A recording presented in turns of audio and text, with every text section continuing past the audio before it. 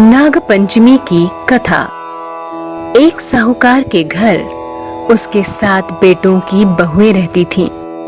उनमें छोटी बहू गरीब परिवार से आई थी और अब उसके पीहर में कोई न था, इसलिए सभी उसकी गरीबी का मजाक उड़ाते।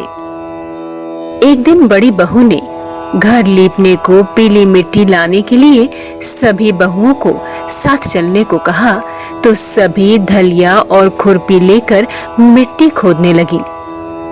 तभी वहां एक सर्प निकला, जिसे बड़ी बहू खुरपी से मारने लगी। यह देखकर छोटी बहू ने उसे रोकते हुए कहा, मत मारो इसे, ये बेचारा निरपराध है। छोटी बहू ने उस सर्प को मन ही मन अपना भाई मान लिया। अगले दिन सभी बहुओं ने छोटी बहू से मिट्टी लाने को कहा। उन्हें लगा कि छोटी बहू को आज वो सांप जरूर डसेगा। छोटी बहू उसी स्थान पर पहुंची। उसे देख सांप बिल से निकल फुफकारने लगा।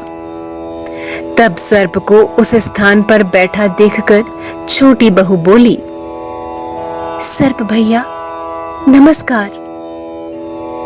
सर्प ने कहा, तू भैया कह चुकी है, इसलिए तुझे छोड़ देता हूं, नहीं तो आज तुझे मैं डस लेता। जब वो घर लौटी तो उसे जीवित देख जेठानियों को बड़ा आश्चर्य हुआ। कुछ दिन व्यतीत होने पर वह सर्प मनुष्य का रूप रखकर उसके घर आया और बोला, मेरी बहन को भेज दो, मैं उसे लेने आया हूं। सबने कहा कि इसका तो कोई भाई नहीं था, तो वह बोला, मैं दूर के रिश्ते में इसका भाई हूं, बचपन में ही बाहर चला गया था। उसके विश्वास दिलाने पर घर के लोगों ने छोटी को उसके साथ भेज दिया। छोटी बहू कुछ भी माजरा समझ न पाई।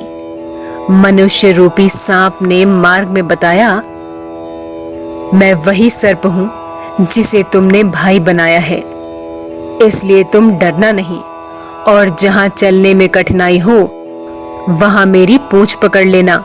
उसने कहे अनुसार ही किया और इस प्रकार वह उसके घर पहुंच गई। वहां के धन ऐश्वर्य को देखकर वह चकित हो गई। एक दिन सर्प की माता ने उससे कहा, मैं एक काम से बाहर जा रही हूं, तू अपने भाई को ठंडा दूध पिला देना।